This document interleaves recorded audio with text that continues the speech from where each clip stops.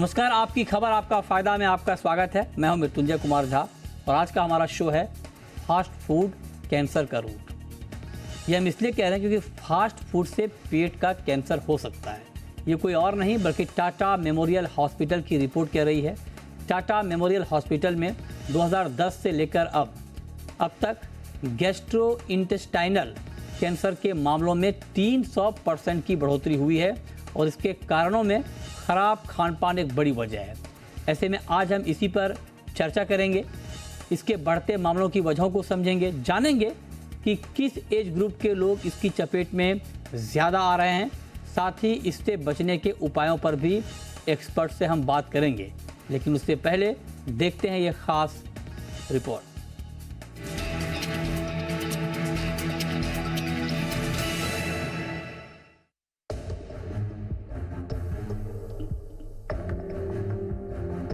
Cancer का नाम सुनते ही रूह कांप जाती है, लेकिन क्या आपको पता है कि फास्ट फूड का सेवन इस बीमारी की एक बड़ी वजह है? दरअसल खराब खानपान और लाइफस्टाइल के चलते देश में गैस्ट्रोइंटेस्टाइनल कैंसर के मामले तेजी से बढ़े हैं।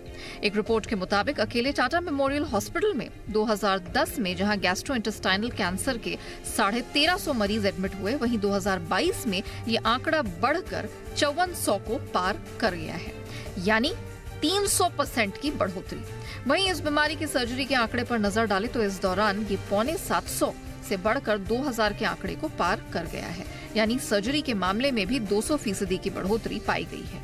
दरअसल गैस्ट्रोइंटेस्टाइनल कैंसर पेट के पाचन तंत्र के कैंसर को कहा जाता है। यह आमतौर पर पेट या आंतों में होने वाला कैंसर है। इसमें अमाशय, आंत, लिवर, पैंक्रियास प्रभावित होते हैं।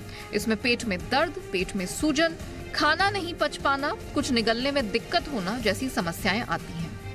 दुनिया भर में एक तरफ जहां कैंसर के कुल मामलों में गैस्ट्रोइंटेस्टाइनल कैंसर की हिस्सेदारी 26% के करीब है, वहीं कैंसर से होने वाली कुल ग्लोबल डेथ में इसकी हिस्सेदारी 35% के आसपास है। यानी गैस्ट्रोइंटेस्टाइनल कैंसर तेजी से अपने पांव पसार रहा है और इसकी सबसे बड़ी वजह फिजिकल एक्टिविटी की कमी, बेतरतीब खानपान और खराब लाइफस्टाइल है। खासकर शराब, तंबाकू का सेवन, हेपेटाइटिस बी और मोटापा गैस्ट्रोइंटेस्टाइनल कैंसर के जोखिम को बढ़ाने का काम कर रहा है। भारत की बात करें तो महिलाओं के मुकाबले पुरुषों में इसका खतरा ज्यादा देखा गया है। पुरुषों में इस बीमारी का आंकड़ा 60% है तो महिलाओं में 40% के करीब है। देश के पूर्वोत्तर इलाकों में इसके ज्यादा खतरे देखने को मिले हैं। गैस्ट्रोइंटेस्टाइनल कैंसर के तहत होने वाले ईसोफेगस कैंसर, पेट का कैंसर, गॉल ब्लैडर और रेक्टम कैंसर के मामले ज्यादा देखने को मिल रहे हैं। डॉक्टर्स का कहना है कि गैस्ट्रोइंटेस्टाइनल कैंसर के बढ़ते मामलों में सर्वाधिक वे लोग हैं जिनकी उम्र 50 साल से कम है। ऐसे में इससे बचना है तो फास्ट फूड से दूरी बनाएं, अपने खानपान में फल, सब्जी, होल ग्रेन को शामिल करें, रोजाना एक्सरसाइज के साथ खुद को एक्टिव रखें ताकि मोटापा ना हो, शराब, तंबाकू, स्मोकिंग को खुद से दूर रखें। ये कुछ ऐसे सामान्य उपाय हैं जो गैस्ट्रोइंटेस्टाइनल कैंसर जैसी घातक बीमारी से बचने में मददगार साबित हो सकते हैं। यही नहीं, दूसरी कई अन्य बीमारियों को भी दूर रखने में हेल्दी डाइट और हेल्दी लाइफस्टाइल का कोई विकल्प नहीं है। ब्यूरो रिपोर्ट, जी मीडिया। और आज की चर्चा में हमारे साथ कुछ खास मेहमान जुड़े हैं। हमारे साथ हैं डॉक्टर रमाकांत देशपांडे, डायरेक्टर हैं एशियन कैंसर इंस्टीट्यूट के। हमारे साथ साथी शिखा अग्रवाल शर्मा हैं, न्यूट्रिशन की एक्सपर्ट हैं, डाइटिशियन हैं। आप दोनों का बहुत बहुत स्वागत है। रमाकांत जी, मेरा सबसे पहला सवाल आपसे ये होगा कि ये बात जो टाटा मेमोरियल ने कही है ये बड़ी चौंकाने वाली बात है। आमतौर पे लोग कैंसर को कुछ और वजहों से जोड़ते हैं और कारणों से जोड़ते हैं, लेकिन फास्ट फूड का कैंसर कनेक्शन, मोटापे का कैंसर कनेक्शन, ये थोड़ा चौंकाने वाला है सर। क्या ये वाकई बहुत गंभीर मामला है? अगर आपके खान पान में संयम नहीं है, आप डिसिप्लिन नहीं हैं, तो ये आपको कैंसर तक घसीट सकता है? नमस्कार। ये बहुत ही इम्पोर्टेंट चीज़ आप पूछ रहे हैं।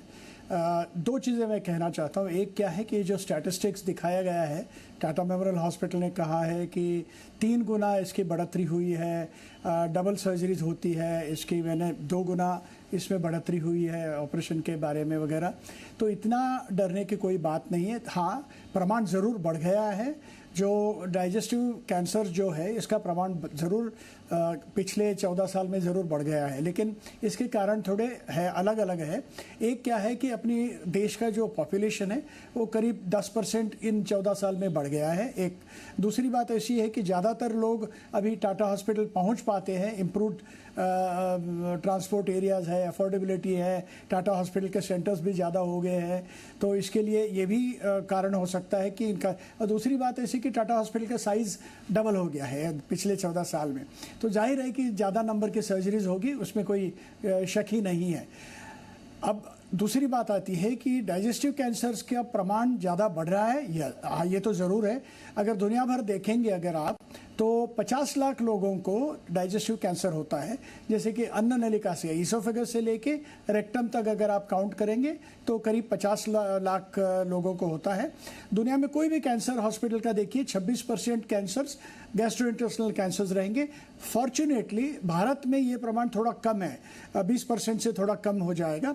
लेकिन जैसे मॉडर्नाइजेशन शुरू हो गया है, जैसे ज़्यादातर लोग शहरों में रहने लगे हैं, तो उनका बिना काम किए हुए जल्द खाना खाना, क्विक फूड खाना है। अगर आपको सुपरमार्केट से खाना उठा के लाके सिर्फ गर्म करके खाना है तो उसमें जाहिर है कि कितने केमिकल्स होंगे, मोटापा बढ़ जाएगा, एक्सरसाइज आप नहीं करेंगे, तो इन और आदतें भी थोड़ी अलग हो जाती है।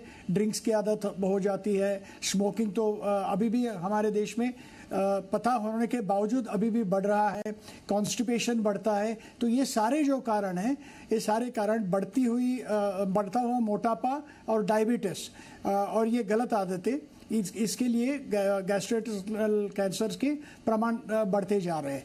ये कॉज फॉर कंसर्न है, लेकिन जो सर्वाइवल्स जो है, ट्रीटमेंट के रिजल्ट जो है, ये भी अच्छे होते जा रहे हैं। मॉर्टेलिटी करीब आधी हो गई है पहले से, और रिजल्ट्स भी अभी क्योर के रिजल्ट्स भी इम्प्रूव हो रहे हैं। एक बहुत ही इम्पॉर्टेंट चीज़ जो है, जो अभी भी परेशान करे डॉक्टर लोगों को, कि ये गैस्ट्रोइंटेस्टिनल कैंसर जो है ये यंग लोगों में 50 साल की उम्र से पहले ज़्यादातर लोगों में दिखने आ रहे हैं, और ये बहुत ही धोखादायक बात है। ओके, तो ये आपने डिटेल में बताया, लेकिन अब शिखा जी अगर मैं आपसे पूछूं, क्योंकि खान पान और ये कई बार लोगों को ये लगता है कि ये बात कुछ है ही नहीं, मतलब खाने पीने का कैंसर से क्या रिलेशन हो सकता है, लोग यहाँ तक पहुँच ही नहीं पाते हैं। लेकिन आप देखिए कि रिजल्ट इस तरह के आ रहे हैं कि अगर आप खान पान में संयम नहीं बरत रहे हैं, मोटापे का शिकार हो रहे हैं, तो ये अल्टीमेटली आपके लिए बहुत डेंजरस साबित होता है। शहरों में बड़ा मुश्किल होता है खान पान को मेंटेन रखना, ना चाह के भी आप फास्ट फूड तक पहुँच ही जाते हैं। तो कैसे इसको ठीक किया जाए, कैसे रोका जाए, कुछ सुझाव आपकी तरफ से? देखिए, जो आज ये टॉपिक हुआ ये बेहद ज़रूरी था, क्योंकि ये खान पान जो जंक फूड है, जिसका नाम ही जंक है, मतलब बेकार है, गंदा है, और वो ज़िंदगी में लोगों की बढ़ता चला जा रहा है, और उसकी वजह से गैस्ट्रो कैंसर होना या फैटी लिवर आजकल इतना कॉमन हो गया है। मतलब मैं शायद 15 दिन में 20 से 22 साल के लोगों में ग्रेड 1 फैटी लिवर भी देख चुकी हूँ, राइट। और यही तो आज इस टॉपिक पे बात करना बेहद जरूरी है कि जंक फूड आपको कैंसर दे सकता है, बिल्कुल दे सकता है, क्योंकि जंक फूड आज लोग इसको लग्जरी की तरह नहीं खा रहे कि कभी कभी खा रहे हैं, वो रोज का बन गया है कि चलो सैटरडे संडे खा लेते हैं, अरे रात को घर से नहीं बना तो ऐप से रात को खाना मंगवा लेते हैं। तो जितना ज्यादा इसका चलन बढ़ गया है उतना मोटापा बढ़ रहा है, और जब जब बॉडी के अंदर मोटापा बढ़ेगा तो वो क्या होता है, मोटापा जो होता है वो टॉक्सिन होता है, एक तरह का जहर होता है, एक तरह की टॉक्सिन लेयर होती है बॉडी के अंदर, और जब जब वो लेयर बढ़ती है तो क्या होता है, आपके जो ऑर्गन्स है उस पे फैटी लेयर्स जमने लग जाती है, जिसे हम फैटी लिवर भी कहते हैं। फैटी लिवर कैसे होता है, जहां पे आपकी लेयर्स ऑफ द फैट आने लग जाता है। और गैस्ट्रो जो कैंसर हम बात यहाँ पे कर रहे हैं वो क्यों हो रहा है, क्योंकि लोगों का डाइजेशन सही नहीं हो रहा है, उनके अंदर राइट न्यूट्रिशंस नहीं जा रहे हैं, and that is the reason. उसका नतीजा क्या निकल रहा है, उसका नतीजा ओबेसिटी निकल रहा है। ओबेसिटी से क्या नतीजा निकल रहा है, धीरे धीरे जाके ऑर्गन्स खराब हो रहे हैं, खराब हो रहे हैं तो क्या नतीजा निकला है, वो कई बार कैंसर में भी कन्वर्ट हो रहे हैं। रही है, और ये बात बिल्कुल रिसर्च में सही आई है कि cases of these cancers has definitely have increased, right. तो ये बहुत हाई टाइम है कि हमें इसे कंट्रोल करना पड़ेगा। और जैसे कि आप बात हो रही है कि लोगों के पास टाइम नहीं है, लाइफस्टाइल ऐसा हो गया। देखिए, लाइफस्टाइल ऐसा हो गया बिकॉज आज लोगों की जरूरतें बढ़ गई है। पहले क्या होता था, घरों में एक टीवी है, एक एसी है, सोफे है, चलो पूरा हो गया। आज हमें ये भी चाहिए, ये भी चाहिए, ये फोन आ गया तो अब दूसरा चाहिए। तो काम तो उसमें इंसान करेगा, बट आप अपनी खुद की लाइफस्टाइल को फॉलो करते हुए, अपना घर का खाना खाते हुए, घर के किचन स्पाइसेस को फॉलो करते हुए आप अपनी फिटनेस पे काम कर सकते हैं। ठीक है, ओके। चलिए, हमारे साथ गणेश नागराजन साहब भी हैं, डायरेक्टर हैं gastro intestinal cancer Nanavati hospital के। सर, बहुत बहुत स्वागत है आपका जी बिजनेस पर। आप तो इसी डोमेन के एक्सपर्ट हैं। आप जरा हमें बताइए, क्या ये वाकई बहुत गंभीर मामला है, ये जो गैस्ट्रो वाला कैंसर होता है सर? क्या इसका डायरेक्ट रिलेशन आपके खान पान से है? अगर आप खान पान ठीक से नहीं रखते हैं, फास्ट फूड खाते हैं, जंक फूड खाते हैं, तो आप इस खतरे को इन्वाइट कर रहे हैं। आपका ऑब्जर्वेशन क्या है? बिल्कुल, अभी ओवर द इयर्स हमने देखा है कि अगर हम कंपेयर करते हैं जो 20 साल पहले था और जो अब है, तो सिचुएशन ऐसा है कि फॉर एग्जांपल कोलोरेक्टल कैंसर्स, जो बड़ी आंतड़ी के जो कैंसर्स हैं, वो इंडिया में काफ़ी कम थे पहले। वेस्टर्न कंट्रीज़ में काफ़ी ज़्यादा थे। अब हम जो देख रहे हैं, वी आर सीइंग कि बहुत ज़्यादा इंक्रीज़ हुआ है कोलोरेक्टल कैंसर इंडिया में, स्पेशली अर्बन इंडिया में, जहाँ पे हम काफ़ी वेस्टर्न लाइफस्टाइल फॉलो करते हैं। अगर हम कंपेयर करते हैं रूरल इंडिया से, तो रूरल इंडिया में काफ़ी अभी भी कम है कोलोरेक्टल कैंसर की जो इंसिडेंस है। But because of westernization of lifestyle, pollution, environment, stress and various other factors, आज हम देख रहे हैं कि कोलोरेक्टल कैंसर की मात्रा काफ़ी बढ़ गई है। This is directly related to the food that we take, westernized lifestyle, junk foods, processed foods, all these contribute, काफ़ी बड़ा contribution योगदान रहता है इसका in developing colorectal cancers। एक और चीज़ जो हम, which is a very alarming thing, हम देख रहे हैं पिछले 5-8 साल में, कि काफ़ी यंग पेशेंट्स आते हैं। अगर आज मैं देखूं तो मेरे कोलोरेक्टल कैंसर्स में हर 4 या 5 मरीज़ में से एक मरीज़ यंग पेशेंट होता है, जो 40s और 50s, कोई 20s और 30s में भी होते हैं। सो इसका ऑफकोर्स एक जेनेटिक कंट्रीब्यूशन भी रहता है, एक फैमिलियल कंट्रीब्यूशन भी रहता है, बट काफ़ी हद तक इसमें लाइफस्टाइल जो यंगस्टर्स फॉलो करते हैं उसकी भी काफ़ी एक कंट्रीब्यूशन रहती है, which I think everyone should be aware of. तो ये हो गया कोलोरेक्टल कैंसर। साथ में हम लिवर कैंसर्स, अगर हम 20 इयर्स पहले देखें तो लिवर कैंसर्स काफ़ी हेपेटाइटिस बी और सी की वजह से होते थे। काफ़ी it was very high in China and Japan, south east Asian countries में। इंडिया में हम देख रहे हैं अभी because of diabetes and lifestyle, एक नैश एंटिटी होती है, non alcoholic steatohepatitis and fatty liver, और उसकी इंसिडेंस काफ़ी बढ़ गई है। मेटाबॉलिक सिंड्रोम कहते हैं हम लोग इसको। तो इसके चलते फैटी लिवर, और धीरे धीरे fatty liver causing fibrosis, causing cirrhosis और लिवर कैंसर्स, इसकी भी मात्रा काफ़ी बढ़ गई है। So more and more we are seeing fatty liver and NASH related cancers in the liver. So these are some examples where जहाँ पे हम देख रहे हैं कि काफ़ी हद तक lifestyle has caused an increase in cancers. Okay, तो आप कह रहे हैं कि बिल्कुल ये बात ठीक है कि लाइफस्टाइल की बीमारी भी बन रही है, ये बहुत जानना। ब्रेक के बाद भी हमारी खास चर्चा जारी है। हमारे साथ तीनों खास मेहमान बने हुए हैं आपको बताने के लिए कि आप अपनी जीवन शैली में बदलाव करके कैसे कैंसर जैसी घातक बीमारी से बच सकते हैं। अब देशपांडे जी, जरा आप हमें बताइए सर कि इसका सॉल्यूशन क्या है? मतलब ये गैस्ट्रो जो मामला अभी हम दिखा रहे हैं, बता रहे हैं, इसको ठीक रखने का आपके हिसाब से क्या फॉर्मूला है कि एक व्यक्ति हेल्दी रहे, गैस्ट्रो की बीमारी ना हो? इसके लिए आप क्या सुझाव देना चाहेंगे? जैसे कि हमने अभी कारण देखे गणेश जी ने और हमारे डाइटिशियन ने भी कारण जो बताए हैं, अगर वो रिवर्स अगर आप कर दे, जैसे कि उन्होंने शुरू किया कि मोटापा होता है, डाइट बराबर नहीं होता है, तो ज़रूरी है कि मोटापा अवॉइड करे, थोड़ा एक्सरसाइज वगैरह कर ले, डाइट पे कंट्रोल रखे। इसे उतनी बहुत डिफ़िकल्ट चीज़ ये है नहीं। अगर आपको खुद को डाइट अपना मालूम नहीं पड़ता तो किसी भी अच्छे डाइटिशियन से आप उसका चार्ट बनवा सकते हो, फॉलोअप कर सकते हो। और दुनिया में क्या है, वो हर बार आप भागते रहेंगे, अगर अपना टाइमिंग मेंटेन नहीं करेंगे, ठीक तरह से नहीं खाएंगे तो ये बात चलेगी नहीं। इसके लिए टाइम पे खाएं और ठीक तरह से खाएं। उसमें जो प्रोपोर्शन होते हैं प्रोटीन का, कार्बोहाइड्रेट का और फैट का, वो ज़रा अच्छी तरह से रखें और थोड़ा कसरत करें तो मोटापा ज़रूर कम हो जाएगा। दूसरी बात ऐसे है कि अगर आदतें हो, कोई ड्रिंक्स रेगुलरली करता है, कोई टोबैको रेगुलरली कंज्यूम करता है, तो बेहतर है कि ये छोड़ ही दे, और अगर करना ही है तो ना के बराबर करे, या बेस्ट यही है कि ये दोनों हैबिट्स छोड़ दे।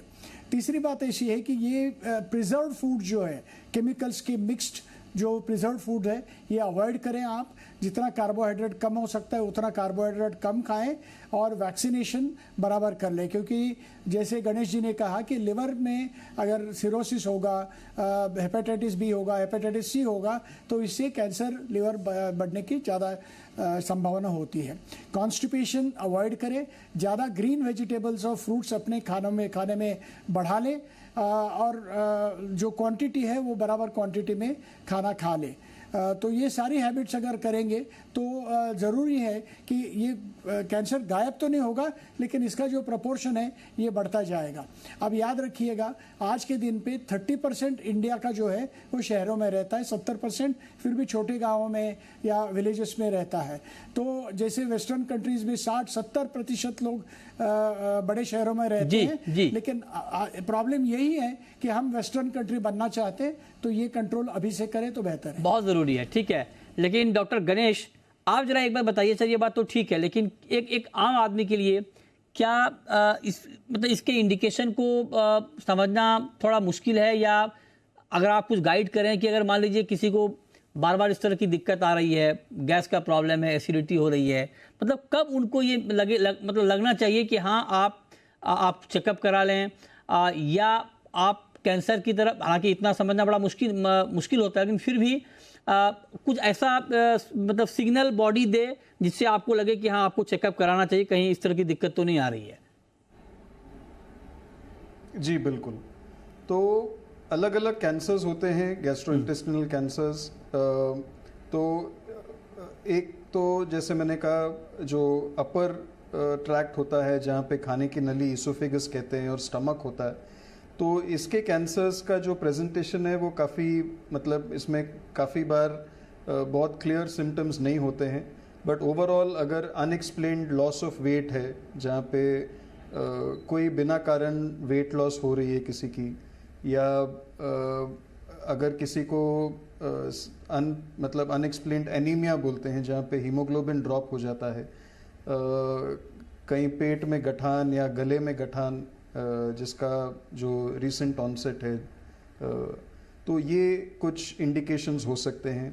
पैनक्रियाज और लिवर के कैंसर में कभी कभी जॉन्डिस हो सकता है। अपने देश में जॉन्डिस का काफ़ी ट्रीटमेंट मतलब देसी तरीके से होता है, जहाँ पे लोकल इलाज हो जाता है। लोग सोचते हैं कि जॉन्डिस का आयुर्वेदिक या काफ़ी अलग अलग तरह की इलाजें होती है, और उस वजह से काफ़ी लेट प्रेजेंट होते हैं। हर जॉन्डिस कैंसर नहीं होता है, बट काफ़ी बार जो जॉन्डिस अपने आप सेटल नहीं होता है या इन्फेक्टिव नहीं होता है, तो उसमें डेफिनेटली एक कैंसर की पॉसिबिलिटी तो बार बार मान लीजिए गैस की दिक्कत आ रही हो, एसिडिटी हो रही हो, क्या उनको हो सकता है, या उनको कुछ एक्स्ट्रा प्रिकॉशन लेना चाहिए, चेकअप कराना चाहिए?